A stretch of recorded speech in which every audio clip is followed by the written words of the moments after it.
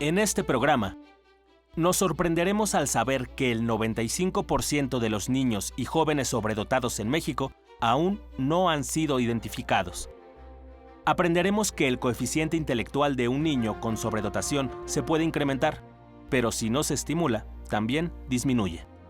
Y descubriremos que la inteligencia no tiene nada que ver con lo que se aprende a lo largo de la vida, sino con la capacidad de adaptarse para resolver problemas.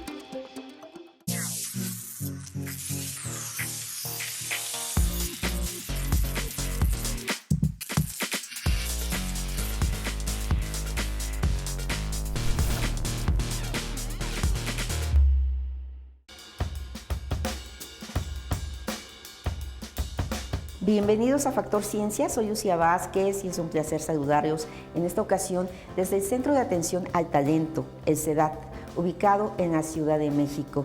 Esta es una escuela donde se brinda educación altamente especializada para niños y jóvenes con sobredotación intelectual, lo que antes llamábamos niños genio. Esta vez vamos a conversar con el doctor Andrew Almazán, quien se ha convertido en todo un referente precisamente en el tema de la sobredotación. Así que no se lo pueden perder. Esto es Factor Ciencia. Comenzamos. Desde el 2010, el Centro de Atención al Talento, pionero en su tipo en México, se ha dedicado a la detección y a la educación de niños sobredotados. El CEDAT parte de la convicción de que la niña o el niño con una capacidad cognitiva superior a la media tienen derecho a recibir una educación de excelencia académica, diferenciada, multidisciplinaria e impartida por especialistas.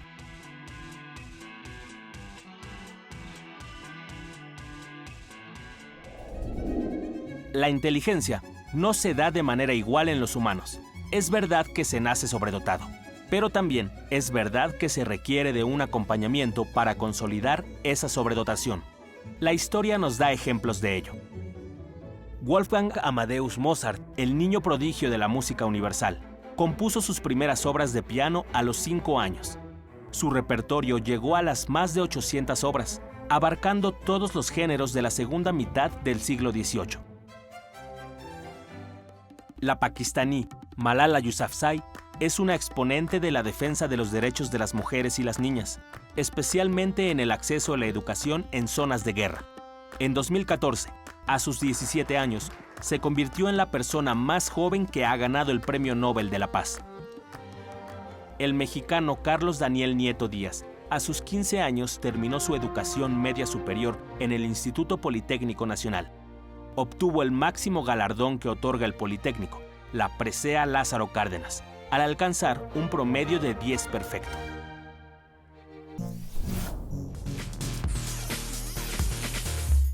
Ya estamos ahora con el doctor Andrew Almazán. Él es director del Departamento de Investigación y Psicología del Centro de Atención al Talento, el CEDAT, y pues es un placer estar aquí. Nosotros te conocimos desde adolescente, ahora ya eres un joven adulto de 28 años, con 8 títulos universitarios. Andrew, el doctor Andrew Almazán, es médico cirujano, tiene maestría en psicología en Harvard y muchos otros títulos más. Doctor, ¿es correcto decir niños genio o personas con sobredotación intelectual? Bueno, la palabra correcta sería más niños sobredotados. Sí, coloquialmente antes de los años 40, 30 se decía niños genio, cosa del término oficial, pero la OMS los desaconsejó por los mitos y todos los estereotipos que conlleva decir que alguien es genio. Entonces por eso ahora se dice niños y jóvenes sobredotados o con sobredotación intelectual. La mayoría de los papás queremos o deseamos hijos inteligentes, ¿sí? Y presumimos mucho a nuestros hijos, pero esta capacidad intelectual, ¿dónde está su raíz? ¿Es genética o tiene que ver mucho la formación, los factores ambientales, de cómo lo estimules? ¿Qué pasa ahí y qué pasa en tu caso?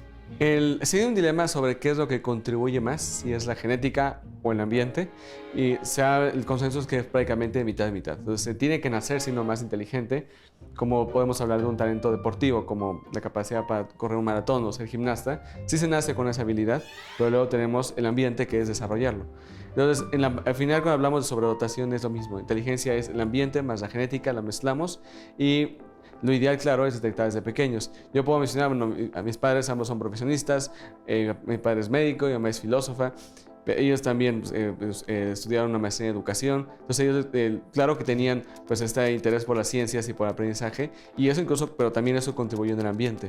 Por eso es tan complicado separar el ambiente y la genética, porque sí se contribuye con la genética, pero yo puedo decir, sí, de niño vamos a hablar de genética, pero también tuve el ambiente adecuado, en el tema de que yo aprendí a escribir antes, pero también aprendí a leer y escribir debido a que había libros en casa, tanto de mis papás como quizá de familiares que estaban ahí. Entonces eso ayudó también a que el ambiente se enriqueciera.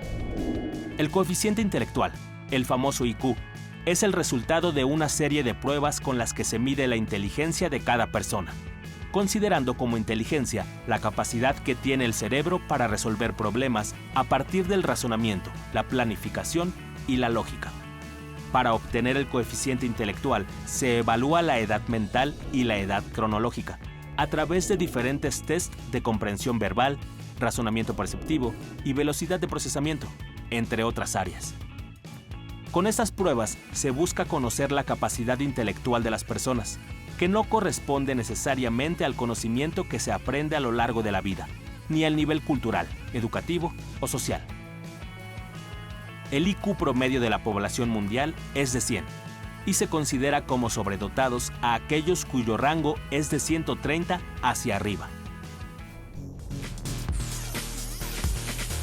Este IQ en las personas con sobredotación aumenta, disminuye conforme pasa de edad. ¿Qué sucede ahí? Bueno, el IQ, que es este coeficiente intelectual, sí puede subir, pero también tenemos el riesgo de que pueda bajar. Entonces, veámoslo como una capacidad física, como la fuerza o la agilidad. Entonces, uno puede entrenarla. Claro que hay un límite hasta donde uno pueda llegar dependiendo de con qué inteligencia nació, que es la inteligencia genotípica. Pero sí, eso es lo que nos hace que sea tan relevante trabajar con los niños. Porque si fuera en pura genética y no importa lo que hiciéramos, de todos modos se desarrollaran, entonces ¿para qué los educamos? De cualquier modo llegarían a la meta. Pero no, más bien el IQ, hemos visto que los niños cuando no se atienden, niños o jóvenes, su inteligencia baja por falta de uso, por atrofia.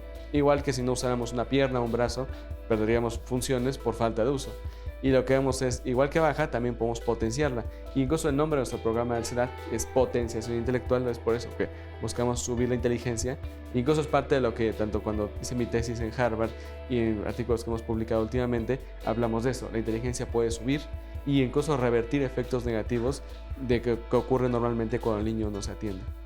Entonces, esto significa que el coeficiente intelectual puede subir o puede disminuir, pero una vez, por ejemplo, en un caso de que disminuya este coeficiente, si se atiende al niño o al joven y se le estimula, ¿otra vez puede subir o ya no es reversible? Es una de las grandes dudas sobre si se puede revertir una pérdida de inteligencia, lo que llaman la disgenesia poblacional, que es justo un efecto donde la población en general va bajando la inteligencia. Desafortunadamente, no todos los sobredotados que se pierden su inteligencia se pueden recuperar por varios aspectos. Un niño que ya perdió su inteligencia generalmente ya está muy cómodo en la media. Entonces ya dice, estudia poquito, trabaja poquito, ¿para qué esforzarse más? Pero también veámoslo como el crecimiento. Si alguien a los 20 años se arrepiente de no haber dormido bien, no haber comido bien en la infancia y adolescencia, es tarde para volver a crecer lo que no se logró. Sí, puedo subir, pero cuando un niño de 130, 140 ya está en 90, por ejemplo, ya no los podemos rescatar, porque esa inteligencia sí se pierde. Y también hay edades. No es lo mismo que atendamos un niño de 4 años que está bajando su inteligencia a un joven de 15, que quizá ya a los 15 ya toma la decisión incluso voluntaria de que prefiere ser como todos. Entonces, que prefiere bajar sus capacidades, ya no ser distinto, o incluso dejar de estudiar con tal de ser aceptado. ¿Es diferente el cerebro de una persona con sobredotación? ¿Trabaja diferente el cerebro? ¿Qué pasa? ¿Hay más comunicación en neuronas o algunas estructuras son más grandes? O tú dime, ¿qué pasa ahí? Bueno, la duda de qué ocurre en un cerebro de un sobredotado a diferencia del promedio, desde el área de neurofisiología lo que se habla es de mayor eficiencia. No tanto que haya más neuronas, sino que la sinapsis se crea más rápido. O sea, las neuronas que están pueden procesar más información porque tienen una potenciación que viene desde la genética. Entonces eso tiene que ver con aspectos desde que el niño nace ya tiene esas habilidades potenciadas, aumentadas, y por un porcentaje, un 40 o un 50%. Entonces, ¿qué pasa con un niño sobredotado? Un niño sobredotado ve más colores, tiene más agudeza visual, pero también auditiva. Eso también hace que luego también se distraigan tan fácil, porque se aburren más rápido, pero también esa capacidad de conocer y aprender también está más acelerada. ¿Cómo lo podemos ver mucho? Porque son niños más creativos y con capacidad de resolver problemas. No necesariamente es que memoricen y saquen 10. Sí pueden tener buena memoria, pero también son aspectos que se trabajan. Podemos dar un caso. Un niño de 6 años que no se le enseña a leer y escribir, pero un niño sobredotado puede aprender desde los 2 años. Si el niño de 2 años no se le enseña, puede tener habilidades de aprendizaje, pero no hay manera en que las exprese hasta que se dé el medio adecuado. Entonces, sí, el cerebro de un sobredotado procesa más rápido la información y algunas de las estadísticas que se tienen incluso sí tienen más volumen, pero no es porque hablemos que pese más o tiene más neuronas, es porque procesan información más rápido. Bien. Y ya que das pauta para esta pregunta, mucha gente piensa que el niño o la persona con sobredotación intelectual es aquel que memoriza, es aquel que lee muchos libros, pero las capacidades son muchísimo más amplias. Por ejemplo, un adulto con sobredotación, ¿qué capacidades tiene? Bueno, si hablamos de un adulto sobredotado, por ejemplo, alguien que tenga habilidades para crear lo de los más recientes, Steve Jobs, por ejemplo, más que estar memorizando, lo que se veía era la capacidad de incluso de anticiparse a una necesidad. Pues la gente ni siquiera sabía que quería un producto como el iPhone, pero les creó la necesidad. ¿Cómo hablamos de un sobredotado? Un sobredotado cuando llegan a la adultez, lo que se busca es que sean productivos. No necesariamente van a estar sacando 10. Sí llegan cuando llegan a la universidad ya a tener buenos promedios. En Harvard, en Yale, en Oxford, Cambridge. Pues hay un gran número de sobredotados. Porque sí, ya esos niveles sí se emparejan más porque las calificaciones ya no solo son memorizar. Son resolver problemas, proponer nuevas ideas. Entonces un sobredotado sí, con los adultos se caracteriza por esa facilidad de encontrar nuevas ideas, hacer las suyas e incluso crear nuevas. También puede ser que decida una persona sobredotada, no, pues me enfoco en la investigación, otro se enfoca a resolver problemas sociales, otro se enfoca en una empresa. Pero si podemos rastrear, aún así todas siguen siendo crear una solución, adaptación. Porque la inteligencia, incluso la definición, es la capacidad de adaptarse y resolver problemas, no la capacidad de memorizar. Desde mi perspectiva, yo pienso que las personas con sobredotación abarcan muchos campos. La ciencia y la tecnología, pero también las artes, la literatura, como es tu caso. ¿Esto sucede en todas las personas con esta capacidad intelectual? Bueno, cuando hablamos de niños y jóvenes sobredotados, no es que se enfoquen en una sola área, sino sería solamente talento. Tenemos niños que se interesan por poesía, pero también les interesa la historia, otros niños les gustan matemáticas, y los sobredotados se aplica mucho la frase de nada humano me es ajeno. Porque puede ser que no son tan hábiles en un área. Yo doy a los niños siempre un seminario de ciencias. Cada semana, cada 2 semanas les doy una ciencia diferente. ¿Por qué? Porque sí se interesan. Claro que llegará un día en que tienen que enfocarse en un área o 2 áreas, tampoco pueden estar en todas. Por cuestión de tiempo. El tiempo va a involucrar que tengan una carrera u otra. O puede ser que hagan 2 carreras, pero tampoco pueden ser 7. Tiene que haber un área. Pero sí se caracterizan porque les interesan varias áreas. No significa que sean los mejores en cada área, pero sí hay un interés por aprender. Entonces, si de repente el niño no sabía chino, el niño ahora va a querer aprender chino y va a empezar a destacar. Pero, ¿por qué nos podemos dar cuenta de esto? Por el hecho de que tienen esta curiosidad por aprender. Entonces, no se cierran a no querer aprender algo. Dentro de las actividades que realiza el Centro de Atención al Talento está la investigación científica para incrementar el conocimiento de la sobredotación en México. Uno de los resultados ha sido la obtención del perfil del sobredotado, a partir de un estudio con más de 3.500 niños con inteligencia superior, la investigación más grande en su tipo a nivel mundial. Entre los rasgos que arrojó este estudio se encuentran los siguientes. Son niños con hiperactividad. Aprenden rápido. Son distraídos, pero tienen la capacidad de aprender sin prestar atención. Intervienen en conversaciones de adultos y las comprenden. Constantemente arman objetos y estructuras. Tienden a querer imponer sus reglas. Son sensibles a nivel emocional y presentan baja tolerancia a la frustración, lo que les genera una búsqueda para conseguir siempre sus objetivos.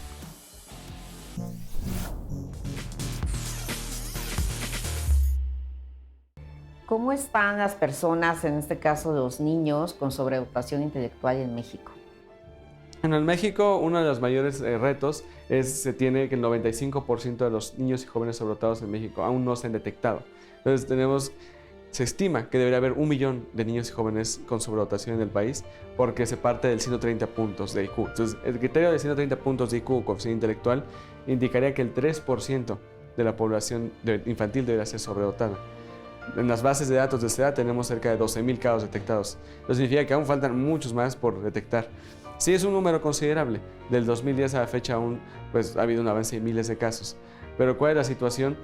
Que a excepción de los niños ya detectados y que reciben atención, muchos siguen en nuestras escuelas creyendo que ellos son un problema, que quizás son el bicho raro, el niño que pues sí aprende, pero pues nunca habla de los temas comunes, en el que habla de temas raros. Y a veces, si nos vamos en estadísticas, 77% de casos de mal diagnosticados con déficit de atención, del TDAH, Asperger o autismo. Entonces, cuando tenemos estos aspectos, muchos niños, en lugar de estar siendo potenciados, están siendo tratados como si fueran un problema. Muchos niños vienen enmascarados con antidepresivos, anticonvulsivos, sedantes. ¿Por qué? Porque están siendo medicados, porque a veces incluso muchos médicos no saben ni siquiera qué es. Dicen, es un niño que se mueve mucho, pero no tiene ningún rasgo médico de daños, pero se sigue moviendo. Y ya cuando uno analiza, se puede dar cuenta que sí se mueve porque la escuela le enseña temas que ya se aprendió hace 3 años. Y agrega el hecho de que es un niño que tiende a moverse porque es sobredotado. ¿Hay alguna legislación donde se marque que estas personas, estos niños jóvenes con sobredotación, tienen derecho a una educación diferente, diferenciada, especializada? La legislación en lo internacional, existe el World Council for Gifted and Talented Children, del que somos incluso miembros. Incluso SEDAT es el Centro Nacional de Sobredotados de México. En este organismo yo soy delegado representante de México frente a este Consejo Mundial. Existen lineamientos que indican que los sobredotados requieren recibir atención en escuelas especiales, pero si nos vamos a otro tipo de aspecto, como la UNESCO en los años 80, en la conferencia de Manila, dictaminó que un sobredotado merece y requiere una escuela especial. Del lado ya yéndonos a México, que es lo que se ha hecho, y entonces la legislación en este momento que tenemos, que ya está en el reconocimiento, incluso en la Gaceta Oficial de la Ciudad de México en el 2017, ya se dictaminó, un sobredotado es aquel con 130 puntos o más de IQ. Esto que pues, deberíamos haberlo hecho desde hace más de 50 años, México tardó mucho, pero al fin lo tenemos, ya está dictaminado. Pero lo que viene ahora es cómo hacer que esas leyes se hagan pues, realidad en la práctica.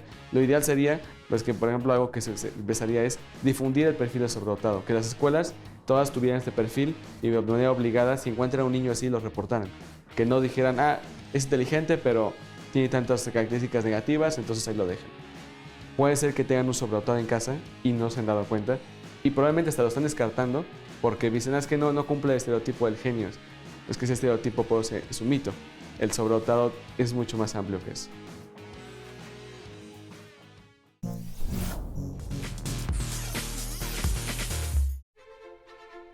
Uno de los hombres más inteligentes de todos los tiempos ha sido Leonardo da Vinci. Su genialidad no solo lo llevó por caminos del arte, sino también por la ciencia y la ingeniería. Un adelantado a su tiempo, cuyo IQ podría estar en 220. Y ya que hablamos de capacidad intelectual, no podemos dejar de mencionar al físico teórico de origen alemán Albert Einstein. Su trabajo sobre la relatividad sigue vigente. Es respetado y estudiado en todo el mundo, y se presume que su coeficiente intelectual correspondía a 160. La misma cifra que se le asigna a otro reconocido físico, además de divulgador científico, el británico Stephen Hawking, un apasionado del origen del universo y los agujeros negros. Si nos referimos a mujeres, por supuesto hay que mencionar a Marie Curie, la gran química, física y matemática francesa. Sus investigaciones en el campo de la radiactividad y el estudio del radio y sus compuestos la llevaron a obtener el Premio Nobel de Física en 1903 y el de Química en 1911. De hecho, fue la primera mujer que recibió esta distinción. Se considera que su coeficiente intelectual debió estar entre 180 y 200. Finalmente, hablemos de la escritora, columnista y conferencista estadounidense Marilyn Vos Savant. Con un IQ de 228, ha sido reconocida como la persona más inteligente del mundo e incorporada al libro de los récords Guinness.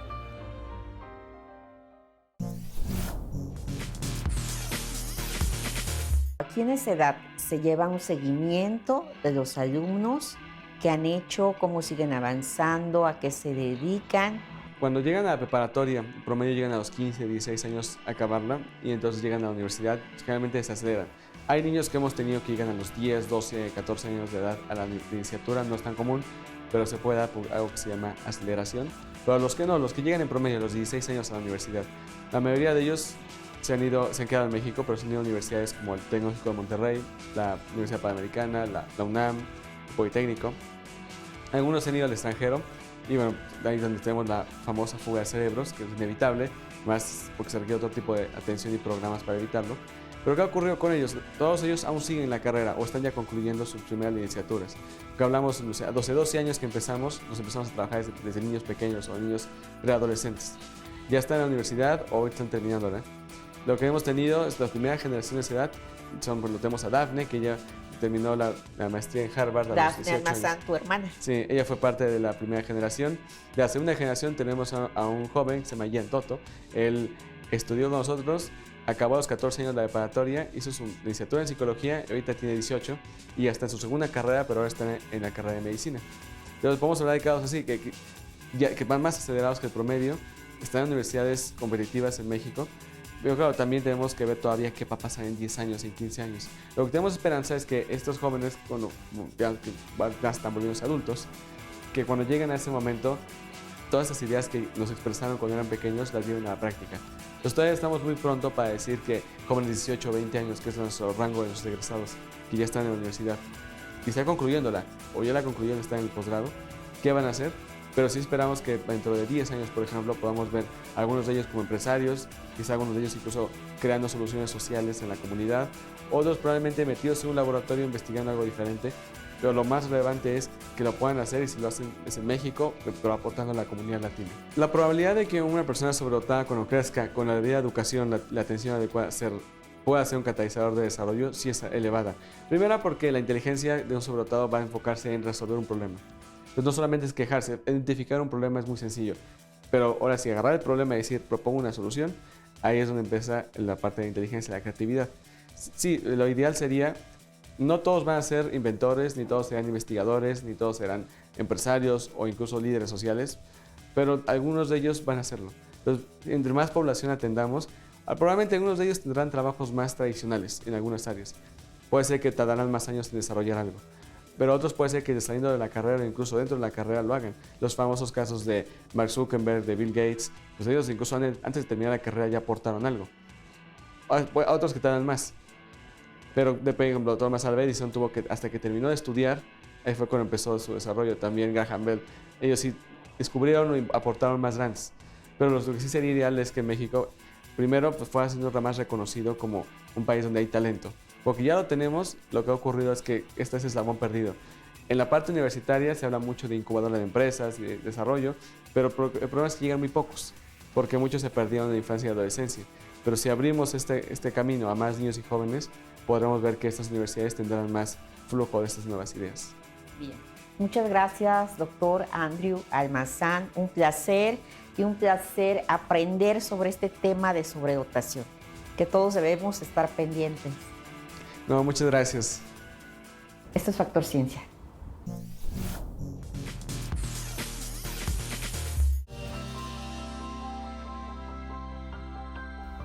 Espero que haya sido de su interés esta emisión, donde tuvimos oportunidad de conocer un poco el mundo de estas personas, de niños y jóvenes que se distinguen por su gran inteligencia, por su sobredotación intelectual. Nos despedimos desde el quirófano del Centro de Atención al Talento, el CEDAT, aquí en la Ciudad de México. Este es un lugar donde los niños y jóvenes interesados en ciencias de la salud vienen a aprender, a investigar y a divertirse.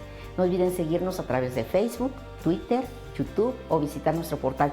Nosotros seguimos investigando lo que ocurre en el mundo de la ciencia y la tecnología para llevarlo hasta su pantalla. Yo soy Lucía Vázquez, esto fue Factor Ciencia, nos vemos hasta la próxima.